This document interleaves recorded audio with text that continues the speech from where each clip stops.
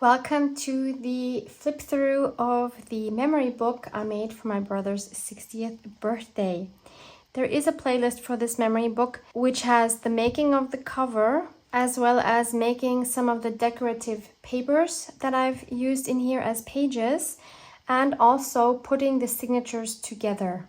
That was all I was able to film because this book is, of course, full of photos, and working with photos that I wasn't really able to show because they're private and I don't have everyone's permission to show these photos. I was just not able to do that in a video. But that's why I'm sharing this flip through. And of course, I know you're going to be interested in the binding of this, which I will share. But first, let me show you. This is what it looks like from the bottom. So we have 4 signatures. This is the front and that's the top. This is the back side. So I added my little label here. And on the front, what you haven't seen is that I added this photo here of my brother. I printed it in a sepia tone so that it would match the vintage cover. And I added a frame, which is a die cut, onto which I added embossing glaze, and I also added these mini brads on the corners. So the cover pieces are made out of 2 vintage covers that I decorated and glued together, both the front and the back, as you can see, because these covers were not large enough. So in order to enlarge it, I just glued one onto the other. This thing is like a brick. I think this weighs like 2 kilos or approximately 4 pounds. The reason I chose this book cover is my sister-in-law, who is the organizer and the initiator of this project, had gifted me some beautiful vintage book covers, and I could choose one of them for this project. I could also use something completely different, but of course I wanted to choose something that she picked for me, which was this one here. And this one was perfect because it says Wien, Vienna, which is where we live. And it says, since 60 years, an album for the youth. So since it had the 60 and it's for my brother's 60th birthday, it couldn't have been more perfect. There was a different illustration here on the top of, I think it was Emperor Franz Josef. I thought it would make more sense to have my brother on it. So let me finally show you the binding. It was a genius idea, not from me, but from my dear friend, Luise Heinzel. Who else? So I was so torn how I was going to make the binding, because originally I wanted to have like an open spine binding so that you could see the beautiful backs of the signatures, since they are all bound with beautiful designer fabric. But I don't think that would have provided enough stability given that this is so heavy. So I thought I would use canvas, but I didn't know should I just add some designer fabric on the front, but then I really didn't want to hide my signatures. And so sweet Luise Heinzel came up with the idea. She said, why don't you just take a photo of the signatures and then print out the photo and use that as your spine? So that's exactly what I did. So I had the book laying on my desk. I took the photo, printed that 1:1 scale on my canvas, and these are 3 sheets of canvas that I glued together because I wanted to make sure this is really nice and sturdy. The next challenge was, would I be able to sew in the signature so that it looks like they're sewn through the actual signatures? You know what I mean? So I took it to my sewing machine and I was able to do that, but I almost ruined my sewing machine in the process. So if you want to do something like this, please be careful. I do not want to be responsible for you ruining your sewing machine. So the first 3 signatures were no problem at all. The problem was the 4th signature, and you can kind of see it's crooked. That's because the foot was so close to this other signature that it didn't really have enough room. I was so thankful that it worked. And once I had everything sewn onto the canvas, all I had to do was glue the canvas onto my cover pieces. This was such a labor of love. I've been working on this for weeks and weeks, hours and hours and hours at a time. I don't know how many hours in total, but it was a lot. So please check out the playlist below to see the parts I was able to show you. I'm not going to go into what the photos are because that's irrelevant. What I want to share is what have I added creatively to these pages and how have I put them together, in the hope that this will be inspiration for somebody else wanting to make a memory book and not knowing how to go about it, just like I didn't know how to go about it, and I was anxious and I was procrastinating. But once I got started and once everything started to come together, I had a great time. So the backs of the front and back covers are Tim Holtz designer paper, onto which I stamped. These are from PM Artist Studio, some foam stamps with embossing glaze. I love this effect of the shine. I think it looks super cool. Then I added Tim Holtz fabric here as a pocket, sewed on another photo, which again is a pocket into which I again stuck a double photo with a fabric tab on top. And then of course we have the actual fabric pocket. I made a coin envelope out of my most current digital background kit called Damask Wallpapers. And I used one of my ephemera templates. I will also link that for you below to trace that onto my backgrounds to make this pocket. This is not part of the template. I just added this closure afterwards. So I just punched out some circles with my circle punch, glued I think 3 on top of each other, added brads on both sides here and some twine, added some stenciling inside and in here. Oh, I forgot to add the post-its to the faces. So in here is another double-sided photo. So when I added photos to the pockets like this, just to make it easier to take them out, I added like these fabric tabs, just so that it's really easy to grab them. And that just goes around. And I think this is the only print that I used from that kit, and I think it goes so well with the other papers I used here from Tim Holtz. One thing I will still add here later is a letter to my brother, kind of like a foreword, also explaining more about my process and the recycled materials I used, basically what a junk journal is. Because yes, of course, he's heard me talk about it, but he doesn't really watch my videos. I just wanted to give him a little bit of a background information. This book has 2 themes. One is circles, as you can tell already from the beginning. I have these circles everywhere. And the other one is butterflies. I didn't use that many butterflies, but it is a recurring theme here. So I also added some of the photos using a circle die because I think it adds so much more dynamic to a book with a lot of photos if the photos themselves have different shapes. And then I added some Tim Holtz rub-ons on some of the papers, like here. Then when I glued this on, I left this part open so I could stick this tag inside. The background here is one of those background papers that we made, which is part of the playlist. The back side is Tim Holtz cardstock, and I added some Tim Holtz fabric on top as a topper. Here we see the butterfly and some thread. So you can see all of these pages are held together by fabric. Again, please refer to the playlist to see how I did that exactly. This is a paper that we made together, part of that playlist. This is an old letter from one of his sons, again using a circle here. I always like stitching around my circles.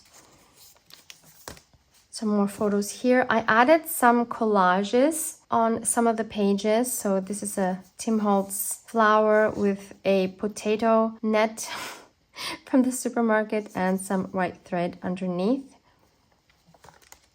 Here I added this 3. This is a rub-on and this is obviously a die cut. And I love all the hanging threads throughout the book. And then we have another photo in here. I'm not going to pull it out completely because I don't think I covered all of the faces. but I just mounted a photo onto cardstock. Again, I added a fabric tab. And then this is a really cool mechanism. Look at that. How cool is that? That is my favorite page of the whole memory book. And I made this following a tutorial by Eva from Bohemian Crafting. I will definitely link her video below for you so you can check it out. Her cards, of course, look completely different. She made them vintage. She has a printable, I believe, that goes with that tutorial. But I managed to make it work for this memory book and I just love it. Some of the pages also have some stamping. These are all Tim Holtz stamps. This paper, and this is from our decorative paper session. I did add some gold around here to make that stand out even more. So the background is also one of those decorative papers we made together. And then that folds over. Another thing you can do with photos to make your book more interesting is to cut people out, like I've done here. And they are leaning on the 60. These numbers are from the latest release by Tim Holtz and Stampers Anonymous. Then here I made a belly band. Again, this paper is one of the ones we made from the playlist. And inside I stuck an envelope. And all of these envelopes that I have here have papers inside where friends and family wrote things for my brother. So my sister-in-law collected all of the photos that everybody sent in, and she asked everybody to write about a fun memory they have with my brother and or things that they really treasure about him. So all of that is hidden in envelopes. I sewed around quite a lot of the photos, not just the round ones, but also some of the rectangular ones. Then this one, because I didn't just want to leave the white back, I just stamped these stamps. These are also Tim Holtz. There again, you have a cutout of a photo.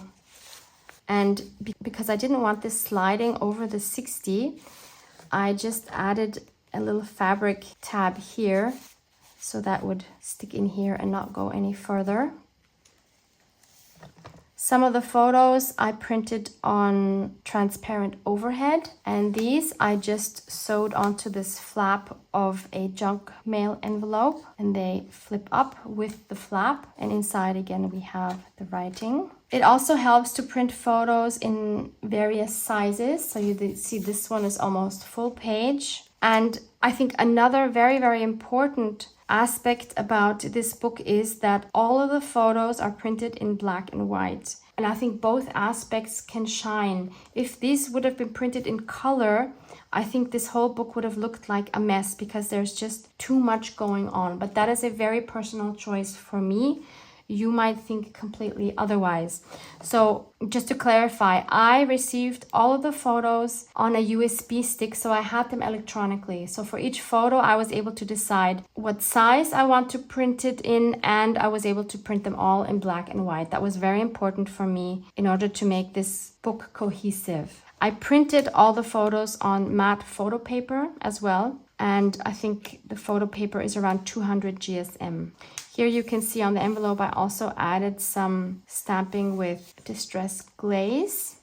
And then you can flip this up and this becomes like a whole nother double spread. Here you can see some of the distress glaze elements and some dies here.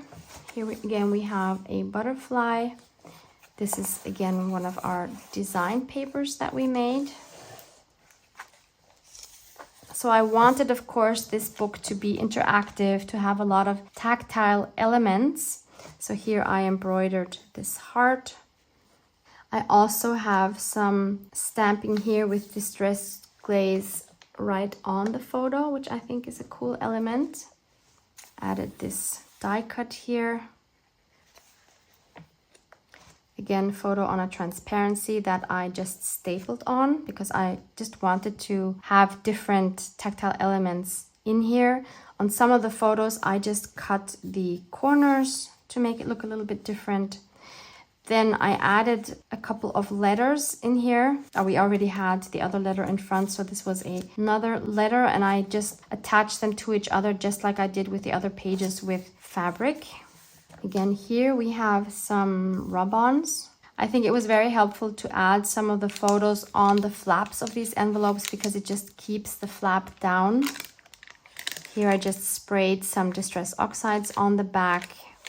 Again, this paper was one that we created together in that video. Here again, I added some hand embroidery, very, very simple. Another transparency attached with staples. Tim Holtz floral die cut, and again some of the potato netting and a rub-on. Then I received these two photos as actual photos, so that's why they look a bit different. Again, a rub-on here, and on this one I decided to add a large eyelet on the bottom and this ball chain and a light bulb charm. Another photo here. Again, this was from our paper session. Another cluster here with another butterfly. Again, some of that potato knitting. Then we have another coin envelope here.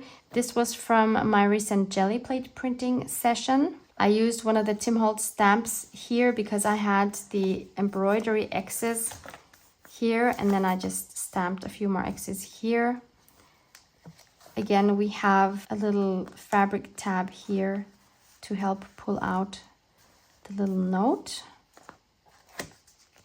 Some of the photos I made into pockets. So again, we have the cut off corners. This photo was quite large and I didn't want to reprint it in a smaller size, so I just added it sticking out, which I actually really love. And then inside I added another photo mounted on a Tim Holtz cardstock. Oh, and I also embossed this floral stamp. Again, here I used a die to cut a different shape of the photo. Another transparency with staples, rub-on. I didn't cover this because that's me. And another floral die with some Distress spray on top. So this is my envelope where I added my notes to him. So of course I had to add a dragonfly charm on the fabric tab, and I had to use some of my dragonfly kit, which is called Whisper of Wings. And then I wrote some things inside for him. This is obviously a junk mail envelope. I like that I can see the dragonfly through it. Again, this is a rub-on. This page I added after I bound the book. I just glued this cardstock with fabric on both sides. This is a die into which I just stuck 3 more photos. This is again a rub-on. So on this back side, I added another tag using some more fabric. I really like using the fabric rather than paper strips because the fabric makes it so easy to flip it, much easier than the paper, and I don't have to worry about the fabric tearing over time if this is flipped too often. I added a camera charm here because my dad is holding a video camera here. I love this vintage camera, it's so cute. Here I made a photo into a tag, added some fabric on top.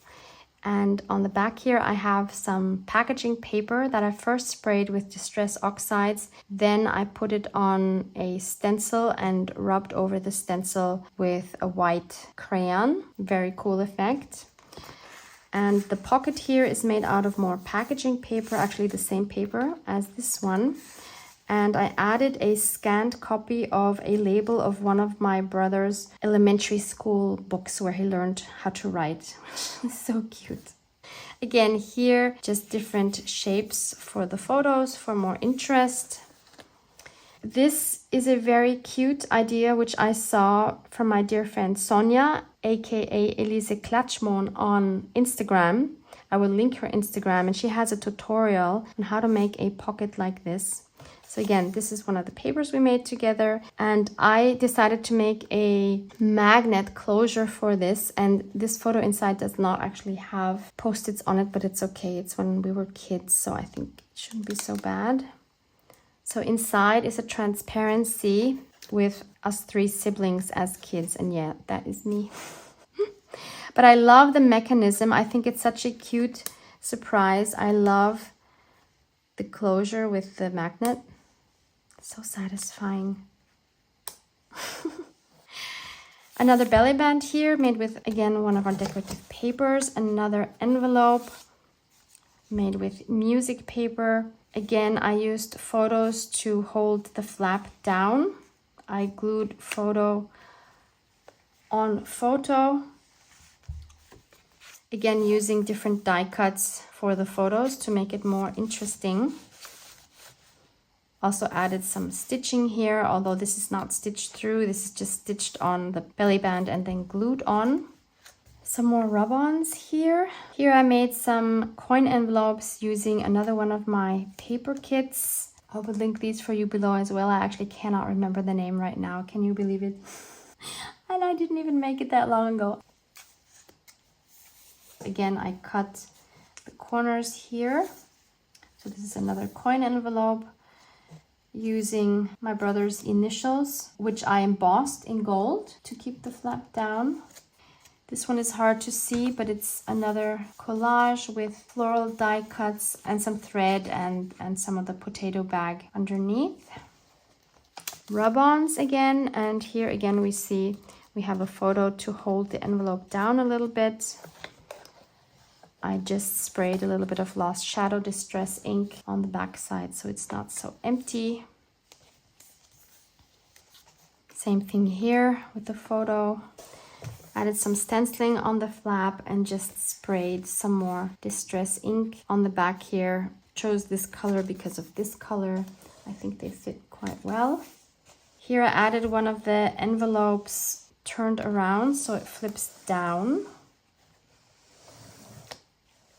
Again, added a little collage here with a die cut. So this junk envelope is attached by, again, another fabric strip. Then I added another fabric strip on here just for decoration. Again, we have a transparency with staples. Yes, that's me. Here again, we have a little collage. Here we have another coin envelope. This was again made with the jelly plate prints that I have posted recently. I'll also link the jelly plate video for you below. So this flips up. So the flap of the coin envelope is glued underneath this photo. And again, we have fabric here to pull out the little note that's inside. I didn't add anything on this flap because it seemed like it was staying down just fine. I just added some stenciling with some distressed oxides. Again, a cutout photo, a rub-on. I also really like that the pages here have different sizes and shapes. I think that adds a lot of interest as well. Here we have another belly band. This one is made out of Tim Holtz fabric. Added the photo on top. And then I have this tag in here, also made from a photo with this ball chain here. On the back is Tim Holtz paper. And for this envelope, this is what keeps the flap down. I have some more rub-ons here. And I didn't want the tag to go through all the way here. I wanted it to stick out. I wanted this charm to hang out like this. So I added some glue here. Is that then still a belly band? I don't know, because it's still open here and here. I would still call it a belly band, I guess. Again, this is one of the decorative papers we made. I added a little collage here. Another round photo. The background is, again, one of the jelly plate prints.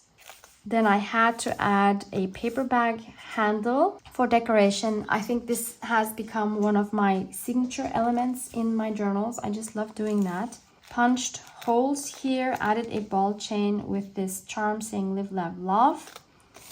And this flips up, and on top here we have again our decorative papers. These are all stamps from the Tim Holtz Field Notes set. Another round photo here. Another junk mail envelope that I have collaged onto. Another photo in here with a little fabric tab. Some stamping around here. Some more rub-ons here. On this page, I made a horizontal belly band using a scan of one of my brother's pages where he was learning how to write. It's from 1972. It's so cute. Another round photo here. And here again, I made a pocket out of one of the photos, added a notch here with my envelope punch board, and added another photo as a tag backed onto Tim Holtz cardstock. In this case, this tag is keeping the flap shut.